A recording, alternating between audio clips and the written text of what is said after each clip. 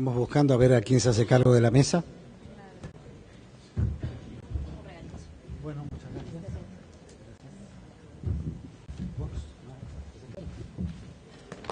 Bien, muy bien, me alegro. ¿Y vos no te quedás? No, sí.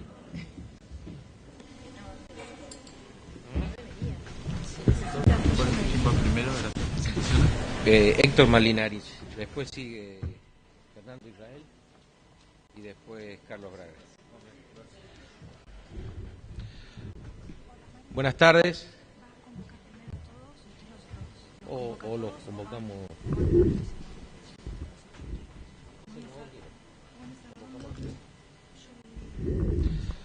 Bueno, estamos atrasados con el tiempo y tenemos 3 disertantes que nos van a contar la experiencia de el Silo Bolsa, por supuesto, y en Rusia, en Brasil y por supuesto en Argentina han escuchado durante un día y medio. Y en el resto del mundo esto ha dado motivo a generar una industria de la bolsa, ha dado motivo a la generación de fábricas de embolsadoras, fábricas de extractoras y fábricas de tolvas autodescargables que forman un paquete y que le dan trabajo a muchísima gente. Así que vamos a convocar a los 3 disertantes, a Héctor Malinarich de IPESA, presente, y a Fernando Israel de Plastar y a Carlos Braga de la Fundación Sideter, que entre los 4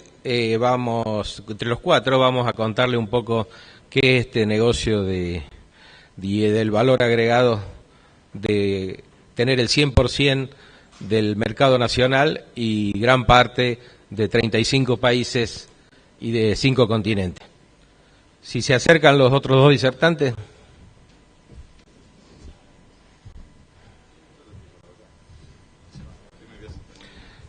Bueno, Héctor Malinarich representa a la firma IPESA Argentina y adelante. Bueno, muchas gracias.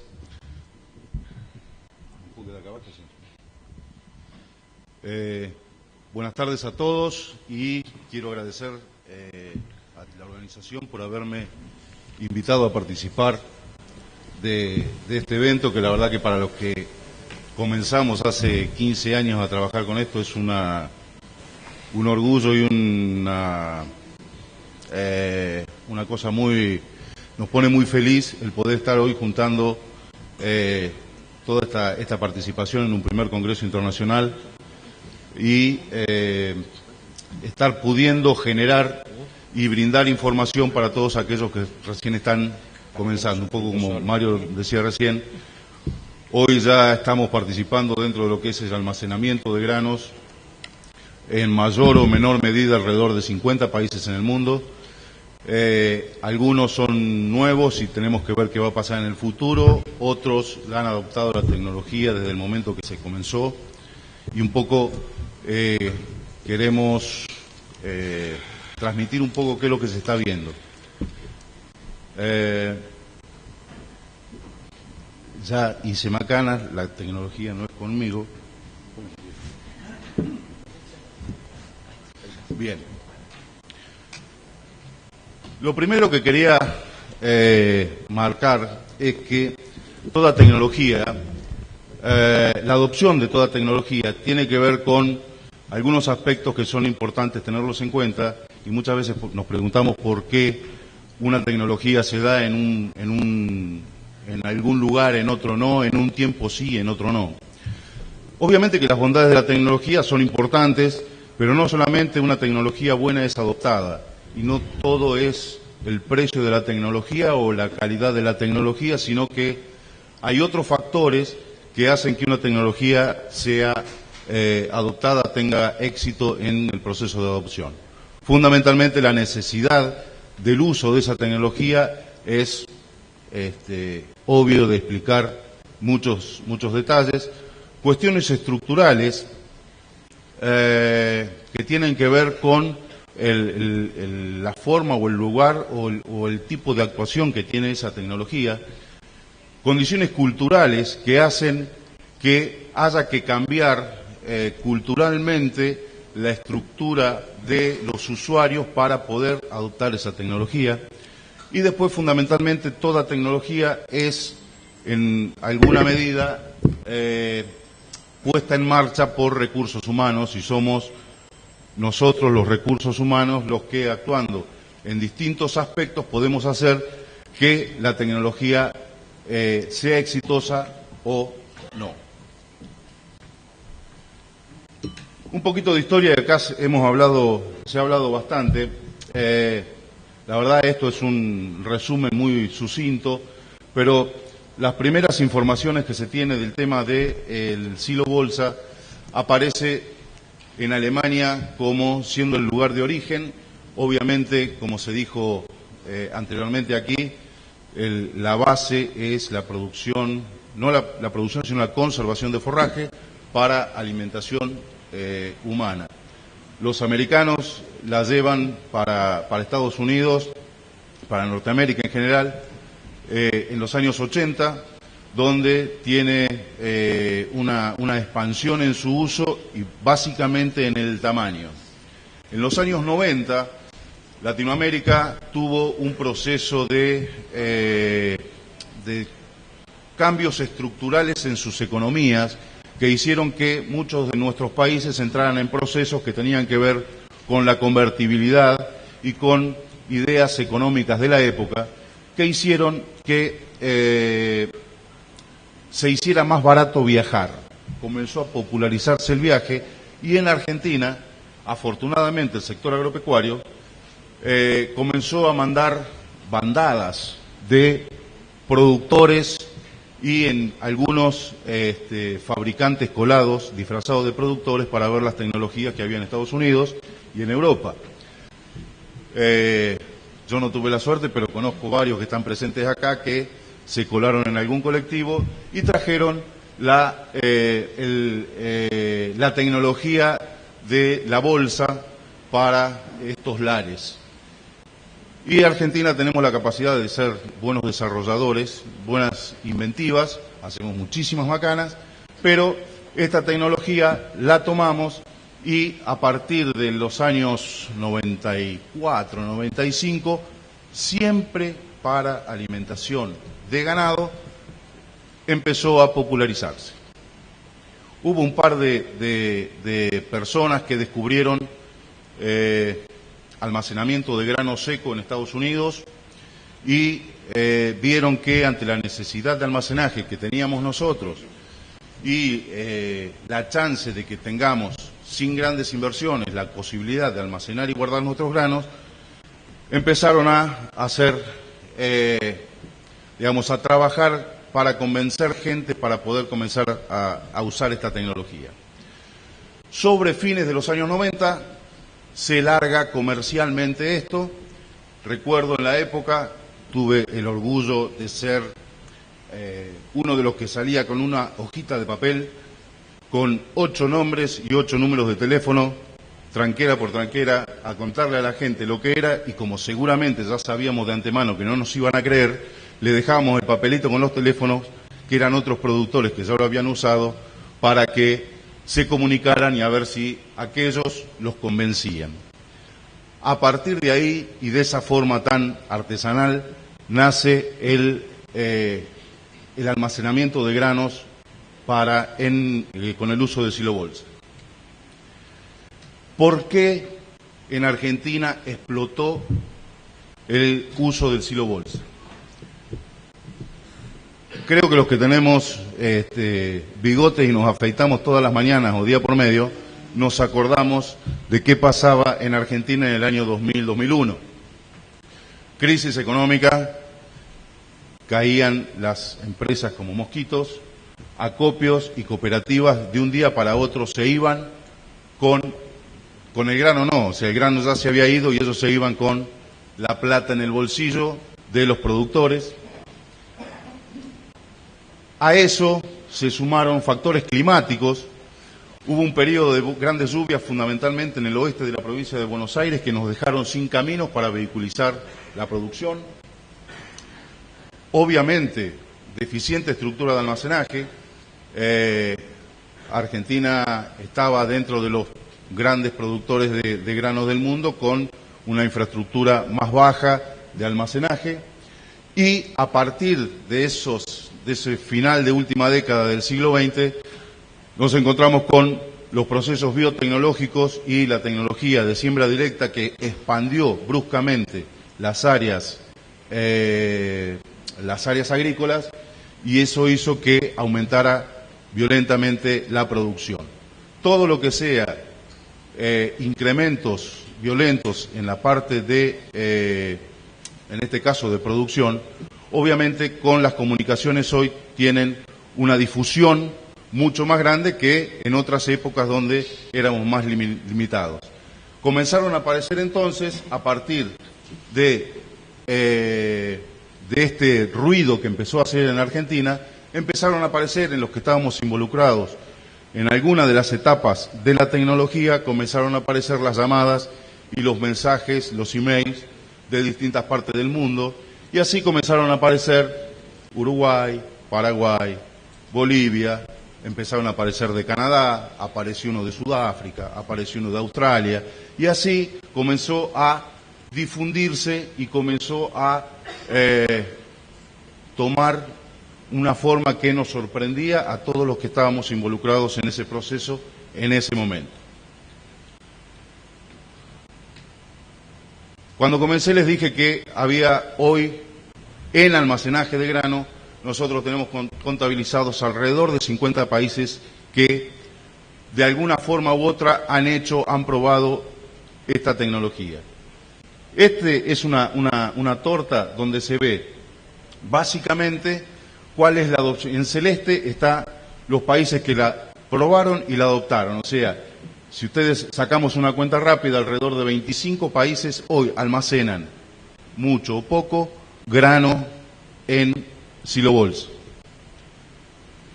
Hay un 25% que es nuevo, que está entrando en esta última campaña, o tiene solamente una campaña y está entrando en la segunda, y hay otros que hacen un uso oportunista, básicamente los países europeos, ¿sí?, que hacen algunas veces, algunos años sí, otros no, muy pocos volúmenes, no son expresivos, y también entran algunos países que son importadores de granos como para hacer importaciones puntuales. Sudamérica prácticamente hoy está, están entrando los últimos países para entrar, pero todo Sudamérica es un proceso importante. Dentro de Sudamérica están, yo diría que, creo que 4 de los 5 países más importantes: Argentina, Brasil, Paraguay y Uruguay. Europa, que también ha sido un continente bastante viajado. Como les comenté, hay mucho, uso alternativo, pero hay países en todo lo que era la esfera soviética donde ha aprendido más, y países como Ucrania, Lituania, Rusia tienen un proceso, pero de eso voy a hablar. Comenzamos a ver las fotos de los silos bajo nieve, que para nosotros nos resultaba bastante interesante, bastante exótico ver tanta nieve, y esto tiene poco, pero hay fotos que ustedes por ahí ya han visto, que están los silos totalmente tapados. África hay que particularmente prestarle mucha atención. Si bien Sudáfrica fue uno de los primeros países en tomar la tecnología, hay gran parte del futuro agrícola del mundo, creo, es una expresión, una cuestión totalmente particular, pasa por África, y el líder que está tomando, la vitrina que están viendo los africanos normalmente es Brasil, y Brasil al no haber infraestructura en esos países, estamos hablando de Angola, estamos hablando de Mozambique, estamos hablando de Kenia, están viendo en el silobolsa una alternativa excelente. Es más, ya se están generando grupos de productores brasileños que están yendo a producir y grupos de empresarios brasileños que están llevando, entre otras, la tecnología del silobolsa a África. Esto es una foto que quise poner porque seguramente muchos de ustedes, muchos de los que estamos en esto, lo han visto en YouTube, el videíto con las 1000 y pocas bolsas que tenemos. Me están apurando, así que quiero hacer una comparación porque originalmente el silobolsa, cuando nosotros se salió al mercado con esto, el silobolsa fue catalogado como un solucionador de problemas. Entonces, cada vez que había un problema, nuestra receta era silobolsa. Si hay una calle cortada, ponés silobolsa. Si no tenés precio, ponés silobolsa. Si te quedaste, no sé, para todo le metemos silobolsa. Así que quiero hacer esto es una realidad, lo seguimos manteniendo, y quiero mostrar dos realidades de almacenamiento de granos casi opuestas entre los países, los dos mayores países productores de grano del mundo, o de los más granos del mundo, que son Brasil y Estados Unidos. Estados Unidos, que está en azul, ¿sí?, tiene una capacidad de almacenaje de 115% de su producción, o sea, tiene capacidad de almacenaje que ultrapasa su capacidad de producción, y estos datos son del año pasado. Si tomamos otros años, ese 115 se puede transformar en 120 o en 130. De los cuales el 70%, el 69%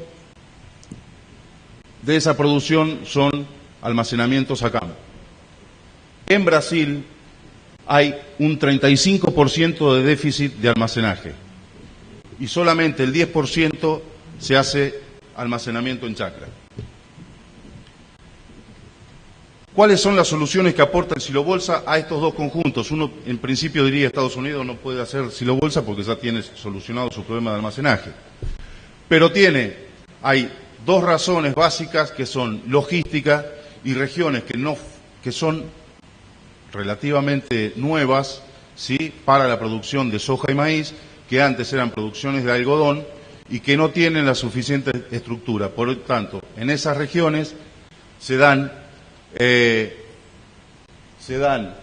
en la zona de Missouri, Arkansas, Alabama, se dan que la capacidad de almacenaje no está cubierta y el silobolsa aumenta la capacidad de almacenaje, y en la zona del Corn Belt, en el norte, lo que hay es altísimas producciones, y hoy lo escuchábamos a Mayer a la mañana hablando que la logística pasa a ser un talón de Aquiles con las altísimas producciones, y el silobolsa va en socorro de eso, y él marcaba la invasión que había de silos de Canadá.